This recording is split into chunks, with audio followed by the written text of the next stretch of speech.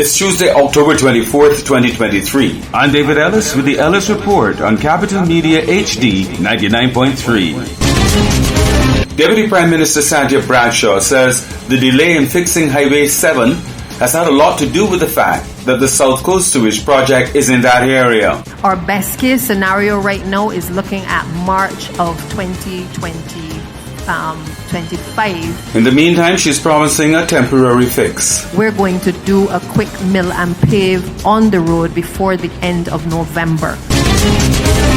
Guyana's government is concerned that Venezuela's December 3rd referendum will lay the groundwork for the annexation of Guyana's county of Essequibo. In one of the questions approved by Venezuela's Electoral Council, the referendum seeks the agreement of Venezuelans to establish Essequibo as a state of Venezuela, take care of current and future residents, and grant them citizenship and identification cards. In reaction, Guyana says that intent could result in a takeover of Essequibo in clear violation of international law. Trinidad and Tobago's Minister of Health, Terence Dial Singh, says the ministry has partnered with the University of the West Indies to establish what he anticipates will be the region's premier teaching hospital. But he also says the health sector is facing a shortage of medical specialists. So we don't have pediatric cardiologists in the numbers that we want.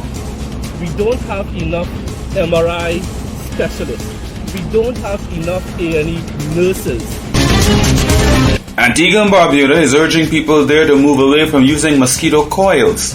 The advice is coming from the chairman of the country's Pesticides, Toxic and Chemical Control Board, Dr. Linroy Christian. The actual active ingredient is not necessarily the problem because the concentration is not particularly high. But when you have other components of that coil, like the dyes, like the material that you're combusting, that is where those secondary items are what may pose a problem for you.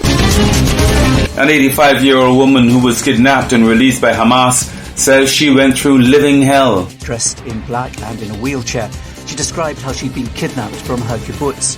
She said she was beaten with a stick and taken by motorbike into Gaza, but that Hamas had subsequently treated her and her fellow hostages gently and met all their needs. The Hamas-run Palestinian Health Ministry says more than 5,000 people have been killed in Gaza by Israeli attacks. More than 2,000 of them are Palestinian children. Gaza hospitals are overwhelmed. Iceland's Prime Minister seems to be singing the song, "I'm Not Coming to Work Today." She says her government is looking into how female-dominated professions are valued. Unions say women make up the majority of teachers and around 80% of staff at the National University Hospital.